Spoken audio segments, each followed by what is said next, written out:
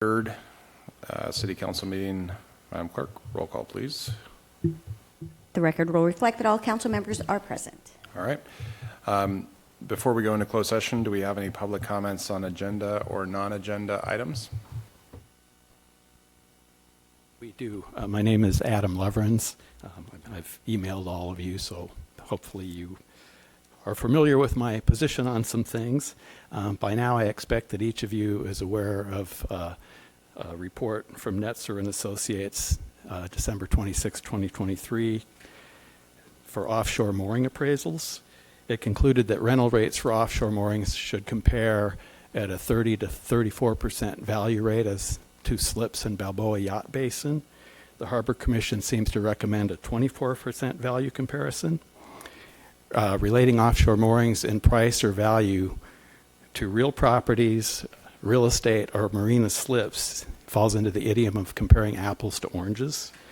Definitions of real property and real estate include permanent attachments to the land. Identified are things like sidewalks, streets, utilities, trees, structures on foundations or slabs, etc.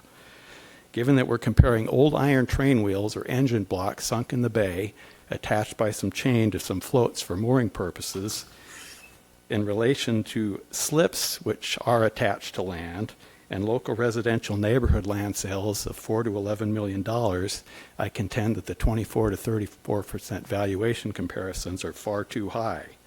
More accurate comparisons would be made to sites that are undevelopable in places like floodplains, in which by nature or regulation are precluded from having permanent attachments, are precluded from having utilities to the physical location, and are precluded from having services of EMS, fire, police, mechanics, electricians, etc., etc., etc. The Harbor Commission staff report for their January 10, 2024 meeting states that the unique characteristics and history of mooring permits in Newport Harbor warrant consideration. I think we all know that Newport Beach is a pretty affluent area, and I hope that before this comes to you, you'd consider not compelled to make it more affluent and exclusive by considering those historic rates and not rely on comparisons of things that don't as closely compare as you may be led to believe. Wrongful comparisons that are used to try and rationalize raising these rents by 300 to 700%. As you contemplate this, please do give those historical rates serious consideration and allow long-term stakeholders and persons that have been a part of the fabric and character and workforce of this community for decades to continue to be part of the community. And going forward, if the city should decide to not use the Consumer Price Index to set rates as they have in the past, it's just going to contribute to the unaffordability issues that many here face. And I think it'd also disappoint many economists and governmental agencies that still consider the CPI a valid and useful data set. Thank you. Thank you. Next speaker, please.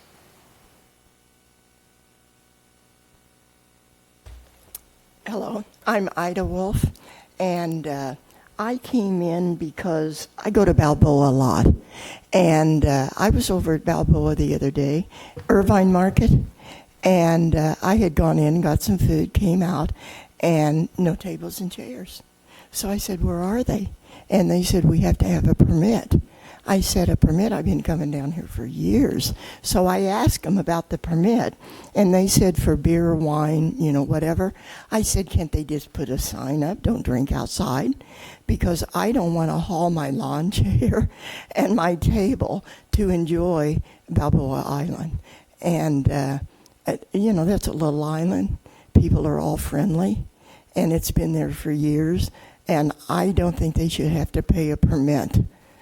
I know Newport's got plenty of money, and I think you should work for the people, because I talked to a lot of them down there, and I couldn't find one that liked it. One other thing is the Ben Carlson statue. I haven't heard back from you, but it is a really eyesore down there. It's nothing but bird shit all over it. And no matter how much they clean it, the birds love it. And he didn't have eyes, he didn't have a nose. It's all down his shoulders. And it is a conflict of interest, at which I've been here before, and that needs to come out. The sooner, the better. And I sure wish you would get back with some of these problems in Newport. Thank you. Next speaker, please.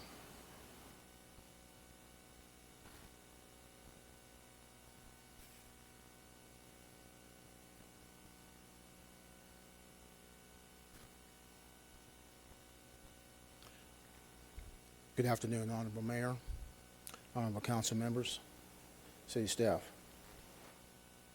For the record, my name is Anthony, A-N-T-H-O-N-Y, McDonald, M-C-D-O-N-A-L-D. Thank you for providing me with the opportunity to address you all this afternoon. I'm here to bring to your attention some issues which imperil public health and public safety at one of the city's businesses in District 3. I am currently staying in Newport Beach with my wife as we are currently undergoing a relocation. The two of us are currently lodging at the Extended Stay America Hotel located at 4881 Birch Street. It is currently a scene of rampant criminality and toxicity on the property, which take place on a daily basis. I will be departing the facility sometime next week. I have observed narcotics transactions, domestic violence, vagrancy, teenage delinquency, and prostitution on several occasions. Unfortunately, the on-site property management, as well as the controlling interests of the LLC, willfully refused to address these acts. In addition, animal waste and uncollected garbage on the property contributed to a highly toxic environment. Equally significant, my wife and I have been threatened with other guests who are either long-term tenants receiving government housing subsidies or currently receive counseling or recovery programs while participating or rehabilitating from substance abuse. It is my understanding that some of these programs are subsidized or funded either by block grants in Orange County, perhaps through a block grant program from this city. I have also been charged by some of these guests' animals, their dogs namely, on the property on several occasions.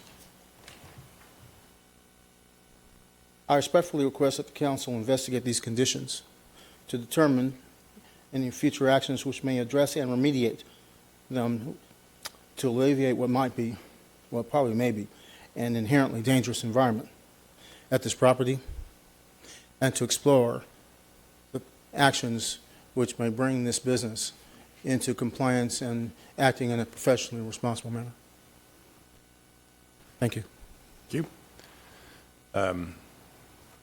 Encourage you to either call police when you see criminal activity or report this over to code enforcement. So if you jump on newportbeachca.gov, that would probably be the best approach, to just search code enforcement and submit a claim. They'll get out and take a look. I most certainly will. Thank you, sir.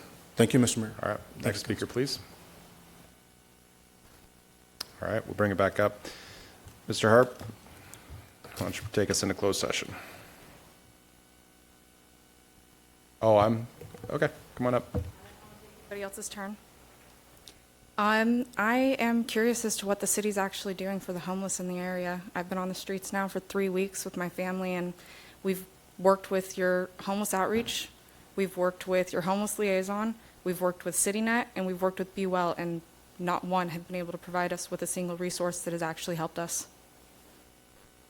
And you're seeking help yourself? Yes. Got it, okay. So this is our city manager right here. So when we go into closed session, why don't you have a conversation with her real briefly before we go in there? Okay, I mean, publicly though, I've reached out to all of your claimed resources and haven't found anything. I think when we're talking about individual efforts, that's going to be a little bit of a difficult direct one-on-one at a city council meeting, but there are a lot of efforts being made. Actually, it's on the agenda tonight to go through all those efforts, so we'll make sure that you have an additional point of contact. Thank you. All right, thank you very much. Any other public comments? All right, seeing none.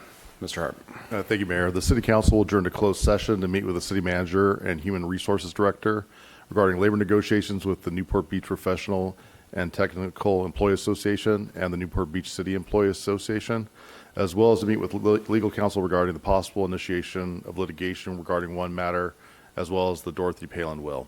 And that's all on the agenda under item 3A through C. All right, we stand recessed until the regular meeting at 4:30 p.m. Thank you.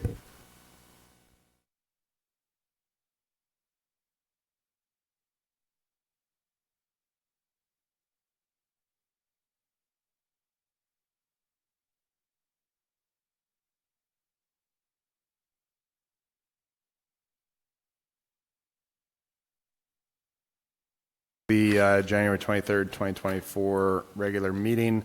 Madam Clerk, roll call, please. The record will reflect that all members of council are present. Mr. Harp, do we have a closed session report? Thank you, Mayor O'Neill. There is no closed session report this evening. All right. So tonight we're going to have the invocation by Pastor David Mann from Calvary Chapel of Costa Mesa, followed by the Pledge of Allegiance led by Councilmember Avery.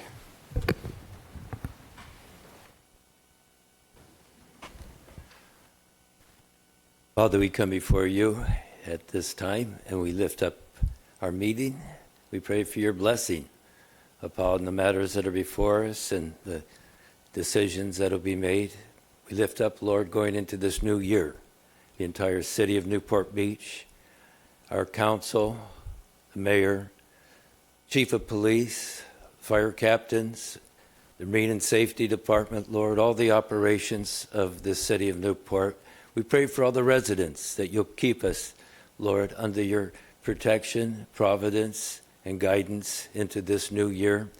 We lift up also this evening the Beak family with the passing of Alan recently, and pray for them. Pray for your love and for your presence to be upon them in the days ahead. We ask this in Jesus' name. Amen. Please join me in the pledge to our great nation. I pledge allegiance to the flag of the United States of America and to the republic for which it stands, one nation, under God, indivisible, with liberty and justice for all. Fantastic. I think most of the public is here for the next item, which is the presentation of a proclamation to Marie Case. Marie, why don't you come on up? So we're really excited to celebrate folks who are giving of themselves and volunteering and making our community a better place. So tonight, at Mayor Pro Tem Joe Stapleton's request, we'll be honoring Marie Case. So we have a proclamation that we'll give you in just a moment, but I'd like to read it, which is, whereas Marie Case is the first female skipper of the Commodores Club, and whereas Marie Case also served as the former chair of the Newport Beach Chamber of Commerce, and whereas Marie Case is a regular and dedicated volunteer who helps shepherd the success of the Christmas Boat Parade, and whereas Marie Case is often the first person to step forward when selfless service to our community is requested, and whereas Marie's dedication is in addition to running her successful marketing solutions firm, Case Communications. Now, therefore, I, Will O'Neill, Mayor of the City of Newport Beach, on behalf of the entire Newport Beach City Council, do hereby recognize Marie Case as a community helper extraordinaire. Marie, that's so good.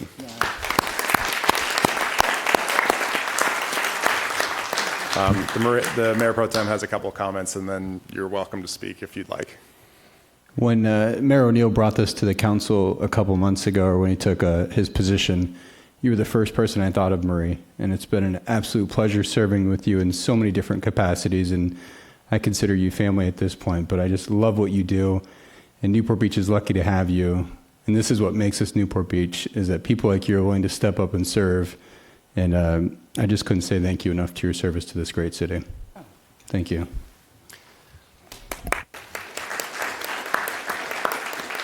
I have my coins here somewhere. Okay, here they are. Oh, there you go. You have them both. Yeah, I do. Yeah, I brought both of them. Thank you so much. I am speechless. I'm honored and humbled, and I mean, I'm really touched. Thank you, Joe, and thank you, Will, and all of you on the city council, and one of my besties, Robin. Hi, Robin. Thank you. Thank you so much. You have things on there that I forgot I did. I'm happy to be here, and we waited a long time, and I've got some thirsty friends back here. First round's on you then. Yeah, probably. Thank you very much. Thank Awesome. you. Well, rest of my council, will you join us down, take a picture with the proclamation?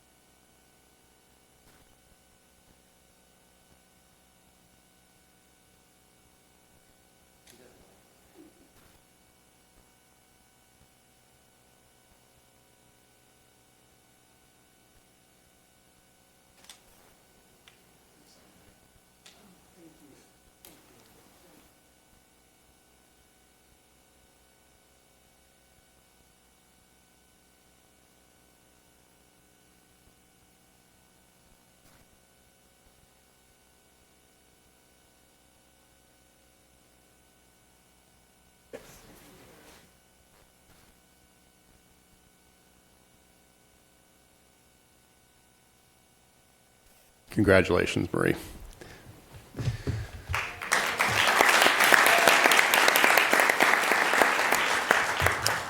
All right, Madam Clerk. The City Council of Newport Beach welcomes and encourages community participation. Public comments are generally limited to 3 minutes per person to allow everyone to speak. Written comments are encouraged as well. The City Council has a discretion to extend or shorten the time limit on agenda or non-agenda items. All right, now is the time for City Council announcements and oral reports from City Council on committee activities. Councilmember Kleiman. Thank you. I attended a Cal Cities meeting about Prop 1, the Orange County State of the Homeless Address, and OCOG special meeting, as well as our Newport Beach Foundation's Police and Fire event. And Councilmember Blom and I held an informative aviation committee meeting yesterday with updates from the county and community groups. Thank you. Councilmember Blom. Nothing. Councilmember Avery. I attended the first meeting of the Orange County Sanitation District Board of Directors, and it was actually a pretty interesting meeting. I won't go into details, but it got all of our members actively engaged.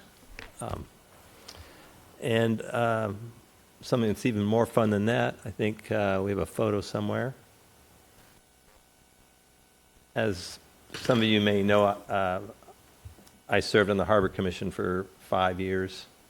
And I think when I started serving, been on council now for 7, so 13 years ago, this concept of taking over the street end and doing a new public pier, which I'm a real advocate of as many public piers in the harbor as we can get. And this is right near the Ark restaurant, where possibly more business would be generated by multiple Duffys coming in and being able to tie up here and go to the Ark, or... I'll go ahead and recuse myself now from Brad's comments. This had nothing to do with it. But this also has a 3-hour time limit, and a large boat can come in there and tie up and take advantage of all the good things the Cannery Village has to offer. And previously, Shock Boats was at this location, some of you may know, for many, many years, and operated. It was a family-operated operation. It was sad to see them move, and the building is still there, and it's kind of part of Newport's history, and hopefully it remains there. And but the Shock Boat Company, they used the pier you see there in the color. That was occupied by some of their boats that they were selling or dealing with. So this was an opportunity when they departed for the city to basically come in and claim that street end. And that's a really important part of this whole thing. is getting these street ends where we can and having people be access to water, but also the other direction, come ashore and go into the neighborhoods, go into the business districts, and just part of the whole Newport experience to have a Duffy or your own boat and tie up there and tie up at different ones. And so this is number 14 in the number of public docks that are out there now. And the Harbor Commission over the years, since its inception, has really worked to achieve that number. And the 15th one is now going to be the largest one, which is already almost completed. And anybody that drives over the bridge to the back bay there, over Coast Highway, and if you look down, if you're headed toward Laguna to your right, you'll see the new Irvine Company extension of the Balboa Marina. And between the Balboa Marina and the bridge itself is the largest public visitors dock in Newport. And that is all due to a partnership with the Irvine Company and our Public Works and the Harbor Commission and the rest of it. And there'll be room for like up to 15 Duffys and some large boats. And so they'd be able to access some of the restaurants in that local area right there as well.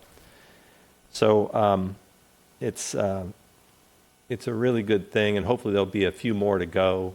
One that went in a few years back is over there by the Elks Club before you go under the bridge into Newport Island, and that's another great one. So these things are really important, these connections that we have to our harbor from land and vice versa.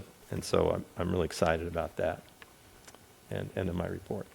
Great, thank you. Councilmember Wagon.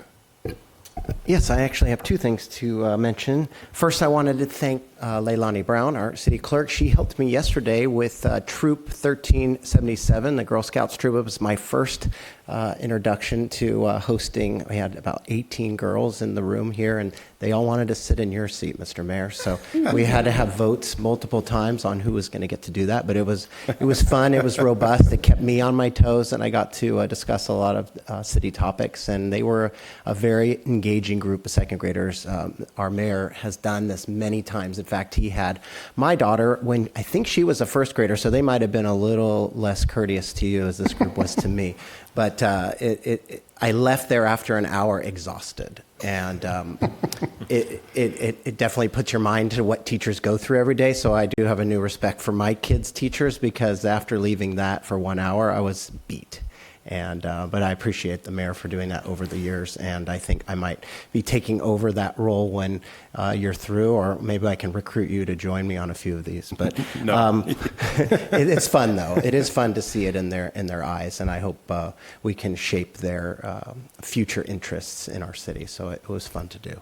But on another note, I did want to also thank another staff member, Mark V. He at Utilities. He was a huge help for me. I applied for a vacancy in the Orange County Water District, and the director, Kelly Rowe, he had passed away several months ago, and he was a really good guy. And there was a vacancy, and I was very interested, and Mark did call me a few times and thought that I would be a good fit for it. And so I did go through. I was about 2 hours into the very last minutes of the day that it was due, the application, and I did apply. And I had our interview last week, and I was unanimously selected by the Orange County Water District to serve as Division 7 Director. And so I will be having that. I'll have to come up to the voters of Newport, Costa Mesa, and parts of Irvine for an election later this year. But it is a fun role. We have an amazing groundwater resource here in Orange County, 2.5 million customers. Avery down there, his sanitation board, they look at what goes out. So when you flush your toilet, it goes out, and then his job is to clean that up, and then we get that into the ground. And then after many years, we clean it up, and then it becomes available for us to use. We do saltwater intrusion, so we use some of that water to push out the salt water and keep that from invading our underground wells. And then we also add it to our underground system, and then that becomes drinking water. And so we have a pretty abundant supply of groundwater. It's our job to keep it secure and safe. It's reliable, and we want to try to keep it affordable. So it'll be a fun role, but it helps the residents of Newport Beach, and it's compatible with being on the city council. So I look forward to serving this council, this city, and the residents beyond. Thank you. Councilmember Grant. Well, I had it on my notes for a congratulations to Councilmember Wigand as the new Division 7 Director. He wholly deserves this and will be serving us here in parts of Newport Beach as well as parts of Irvine and Costa Mesa, and we really do appreciate your service in that role. So thank you for applying, and we look forward to having you on board. I want to bring attention just to the public. You know, today was the point in time count in the county, and so it's kind of a big homeless outreach opportunity in our county, and we do have something on our consent calendar that we may not go over, and I'm not addressing the item particularly. I just wanted to mention that anybody who is interested can look at item 18 on our consent calendar. It is our annual our update within the city on our homeless outreach services, and given the significance of today in our city and county and the larger state and beyond, it's particularly relevant to thank our staff for preparing this timely report and providing an opportunity for our residents and others to understand the scope, really the scope of what we're doing here in the city and achieving and addressing homelessness in our community. So thank you all who are here attending, who prepared the report and who do the hard work that is behind the report. I also wanted to mention I attended my first meeting as the city representative to the Transportation Corridor Agency, and that relates to the San Joaquin Hills and Foothill Eastern toll roads. I'm walking in the big shoe, or taking over the big shoes, much bigger shoes than mine, of our mayor, and we'll be representing the city at the TCA. I also attended the Cal Cities Division Board meeting where we discussed pathways to reviving local control for housing and public safety and other issues that are really critical to our community. I act as a representative to that organization for our city as well. And then finally, something very significant this month, I joined hundreds of veterans at the American Legion in our city for a presentation and collaborative talk about integration of our veterans back into their communities when they leave the service. And it's a really compelling dialogue that's going on and trying to assist our veterans today and always. So I was appreciative of that opportunity. Thank you. Mayor Pro Tem Stapleton. Yeah, I was able to attend the Boat Parade Awards dinner for the Chamber of Commerce, so congratulations to all the winners of the homes and the boats that were in the boat parade. I was up at 3 a.m. this morning. Our Mayor O'Neill joined me as well in the point in time count. We were on the homeless. I do have to thank Officer Thompson and Natalie for being on my team and getting me safely around the city. So that was a fun process and certainly eye-opening. So our staff is doing an incredible job tackling that firsthand. I also want to give kudos to Public Works, specifically Dave Webb and Mike Sinacori. Congratulations to the both of you for all the hard work you guys did in the west side of Newport Beach.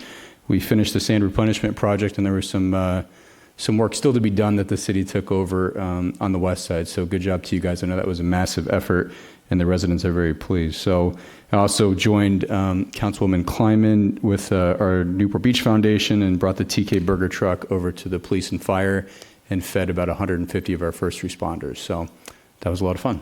That's my report. Great.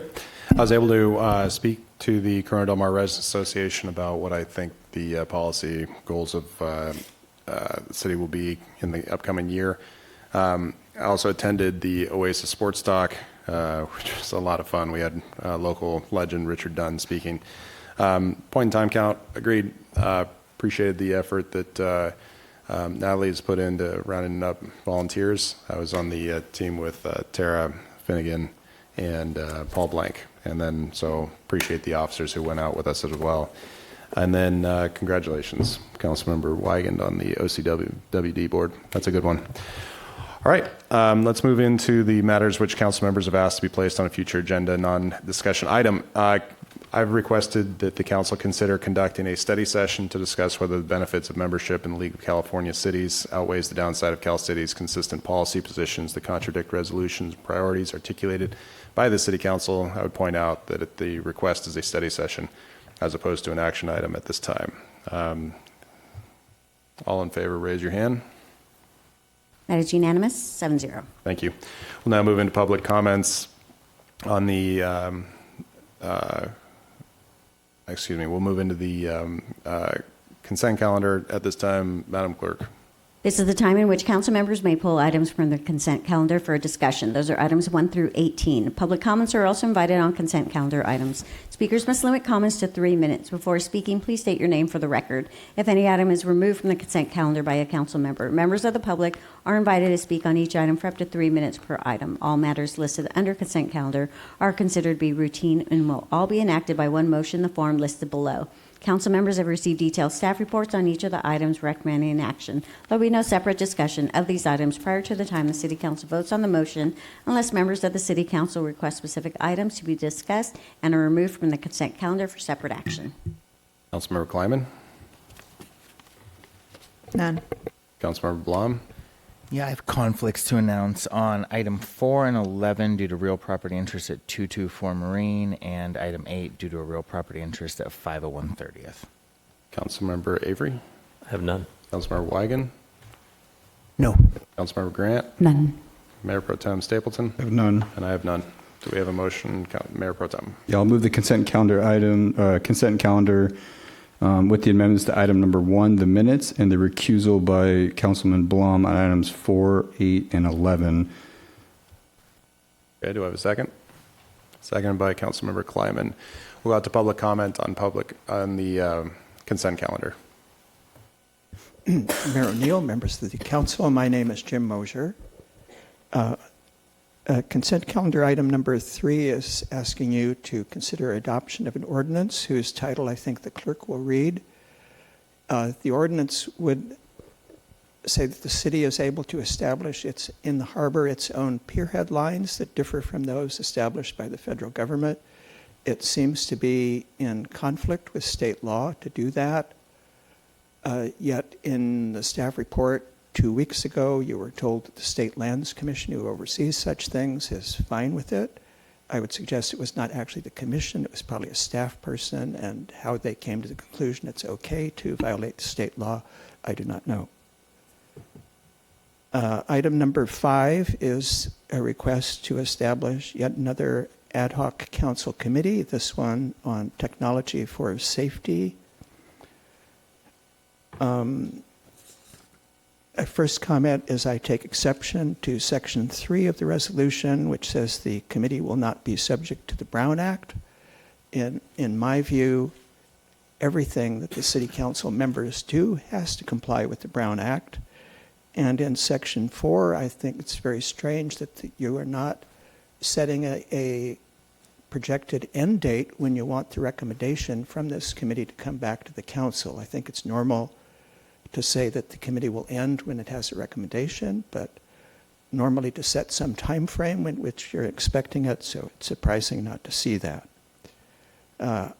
Item 9 is the award of a contract for doing some pavement rehabilitation in Newport Beach. A major project part of this is reconstructing the pavement on Coast Highway from Jamboree to MacArthur, and after I submitted my comments yesterday, I had occasion to come here in the rain by car, which I rarely do, and I noticed to come to the Aviation Committee meeting, and I noticed from Bayside Drive coming up to Jamboree on the part that Caltrans controls, I was negotiating a gauntlet of very large potholes, and when I got to Jamboree and beyond that, up to here, the pavement was much better than on the Caltrans part. And I was thinking, well, this is in pretty good condition. So, but I was surprised that we're going to spend $5 million to grind that all off and replace it. So you might be wondering, are there some defects that necessitates the expense and disruption of doing that right now? Or perhaps it's a little premature. I do not know.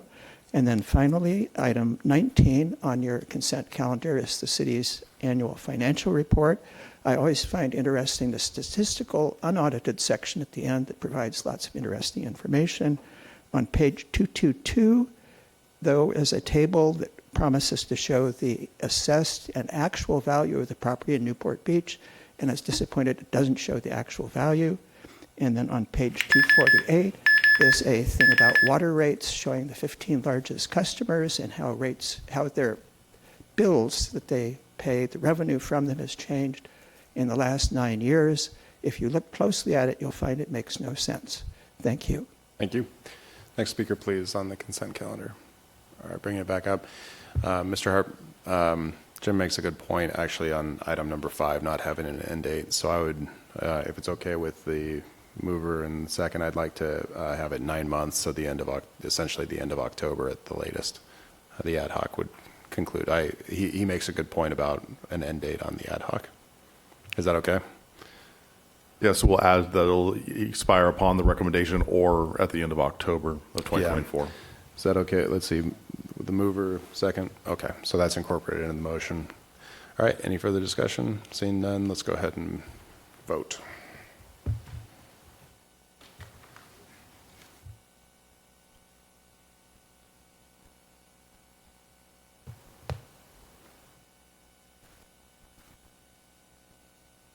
Prior to reading the vote, I'll read the ordinance title for item 3, ordinance 2024-1, an ordinance of the City Council of the City of Newport Beach, amending section 17.35.30, wayward location of piers and floats, and 17.35.60, Balboa Island non-commercial piers of the Newport Beach Municipal Code, and repealing the City Council Policy H1. The motion carries unanimously, 7-0. Thank you. With no items removed from the consent calendar, we'll move into public comments on non-agenda items. Do we have any public comments on non-agenda items?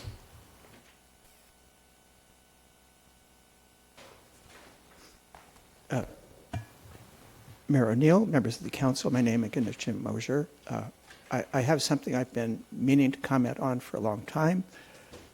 This seems like it's going to be a fairly brief meeting tonight, so maybe this is the occasion to comment on it. I just wanted to remind you of first of all, as you know, in the city of Anaheim, there was an investigation of undue influence on the city council there. One of the reforms recommended was to tighten their lobbying restrictions, and other cities, I understand, are also considering their restrictions that they have and reporting requirements on people who are paid to advocate to you on a particular issue. A number of years ago, with great expectation, the city of Newport Beach enacted a lobbyist registration ordinance. It's actually free to register in Newport Beach. However, and the city clerk has a page about that tells lobbyists about it. I don't know how well informed they are. The registration is not complicated, and the clerk has made a really easy button that you can click and see the current registrations. And the registrations last for 1 year, have to be renewed. We currently have 4 active lobbyist registrations in all of Newport Beach, one of which is due to expire at the end of this month, so we'll be down to 3 registered lobbyists. And of those 3, I think only one of them actually discloses what issues they are lobbying the city council and city officials about. It seems to me our system in Newport Beach is not working too well. So if those other cities find it important, perhaps Newport Beach also needs to revisit its lobbyist registration and disclosure requirements. Thank you. Thank you. Next speaker, please.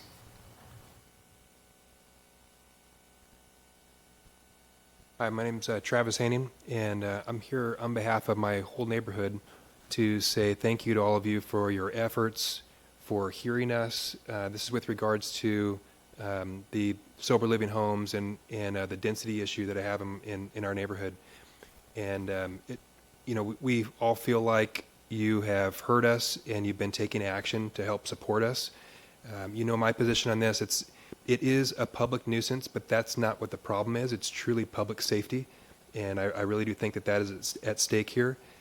So I'm just here to say thank you. My understanding is the application is still pending, so I don't think this is a victory yet. We still have 5 in our neighborhood. That's still too many, 5 too many if you ask me, but that's still too many. So it's not over, but I just wanted to acknowledge that the city attorney and all of your efforts to support us and work on this very important issue. So thank you. Thank you. Real quick on that issue, the state auditor is conducting the investigation at the request of the city and our assembly member. They're going to be requesting letters and discussions and anecdotes and whatnot. Our Assistant City Manager, Tara Finnegan, right over there. Would you mind just making sure before you leave, you grab a card or contact information from her? She'll make sure that you know how to submit that information. I forgot to ask that question. That's perfect. Thank you. No problem. I'm gonna do that I right now. Thank anticipated you. it. Yes, thank You you. got it. Appreciate it. Thank you. all. All right. Next speaker, please. All right. We'll come into the public hearing on item number 19. We have a brief staff report on this one. We may have moved your table, sorry.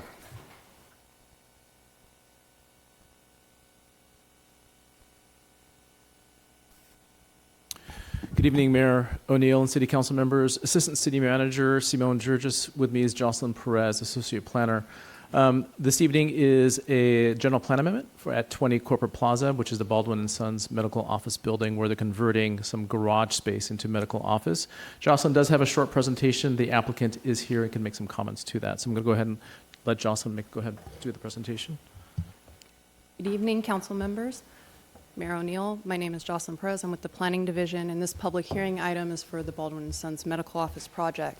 The project site is located within Corporate Plaza, which is also known as Plan Community 17. I've outlined it in orange.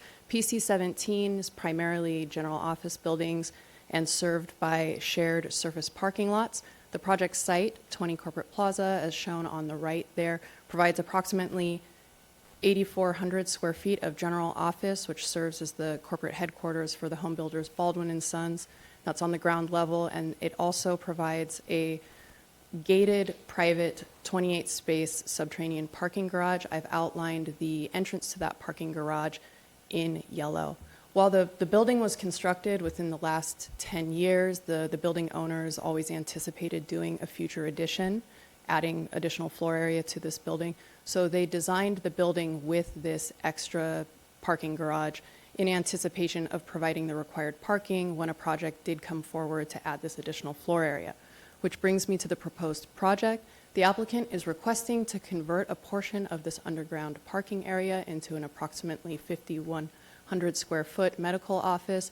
They also will make minor alterations to the building exterior to provide an entrance to the medical office. There will also be an entrance from the subterranean parking level. They'll also restripe the remaining parking spaces and reconfigure that access ramp.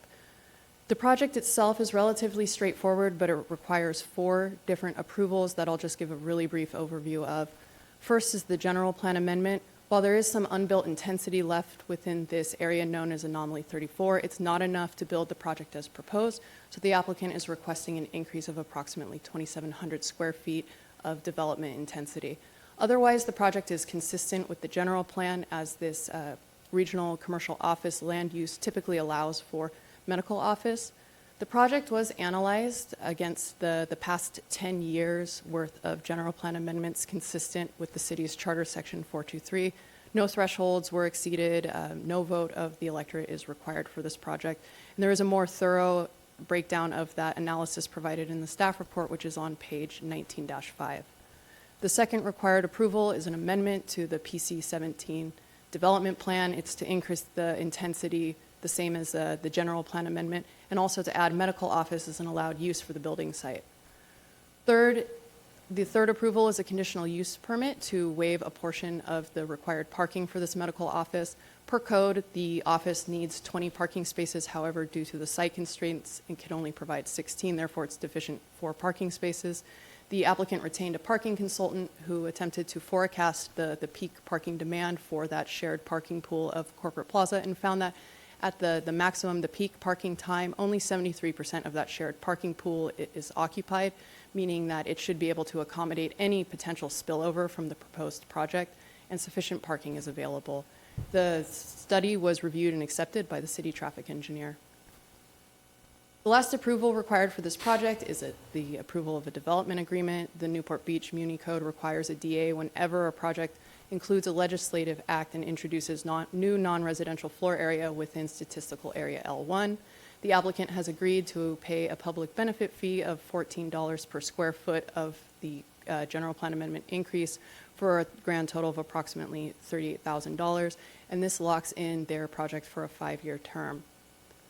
That concludes my overview of the project. I'm available for any questions. We also have the applicant here who can answer any questions you may have as well. Thank you. Before we go to the applicant, do we have any questions up here? Seeing none, the applicant, you're welcome to speak, or you could wait for us to ask questions. Your call. Just wanted to say thank you to the council and mayor for considering the project. I'm available for any questions. I don't have anything else I can add that the city hasn't already provided in really great lengths. Do we have any questions of the applicant? Seeing none, thank you so much. Thank you. Now we'll go out to public comment on this item.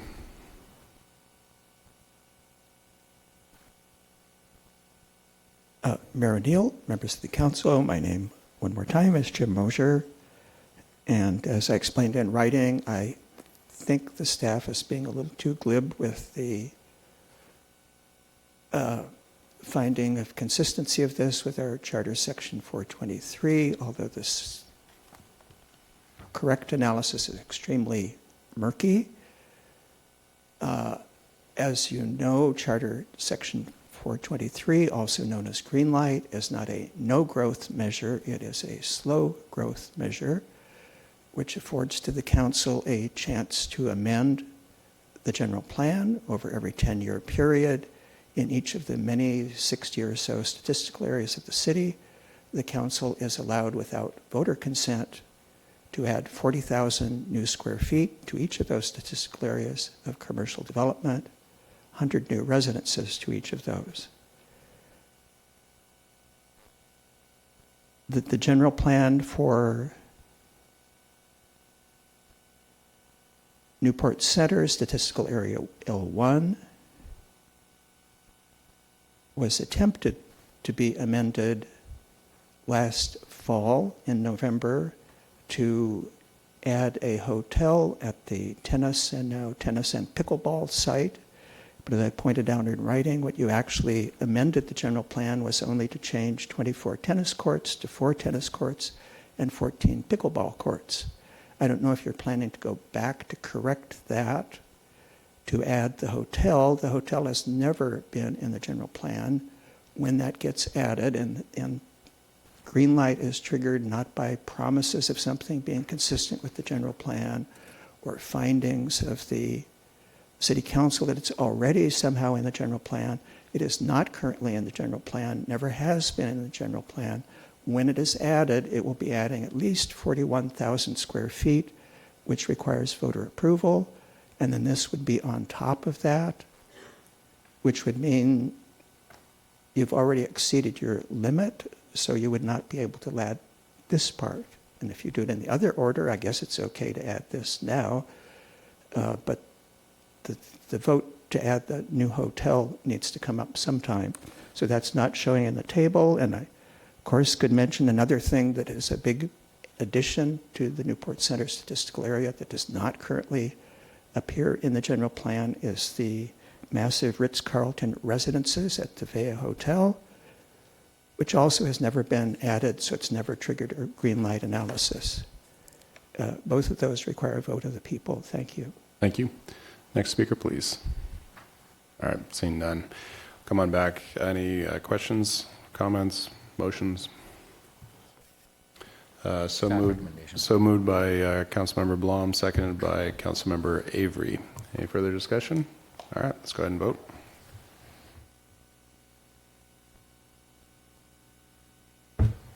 Prior to reading the vote, I'll read the ordinance titles for ordinance 2024-2 and 2024-3, an ordinance of the City Council of the City of Newport Beach approving an amendment to the Corporate Plaza Plan Community Development Plan PC 17 for a medical office located at 20 Corporate Plaza, and 2024-3 approving a development agreement for a medical office located at 20 Corporate Plaza. Councilmember Kleiman?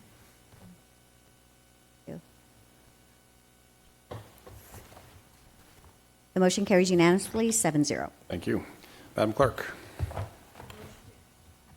A motion to reconsider the vote on any action taken by the City Council, either this meeting or the previous meeting, may be made only by one of the council members who voted with the prevailing side. Any motions? All right. Tonight, we're going to be adjourning in the memory of Alan Beek, a person I know we all have memories of. And so I'd like to use Tom Johnson's memories of him because they were well articulated. Because Alan Beek of Newport Beach's first family fame died early on January 11th, 2024. Beek was a longtime respected community activist who was especially involved in still protecting our Newport and other efforts that he believed had an adverse effect on negative growth, increased traffic, environmental concerns, and unwanted change for Newport Beach.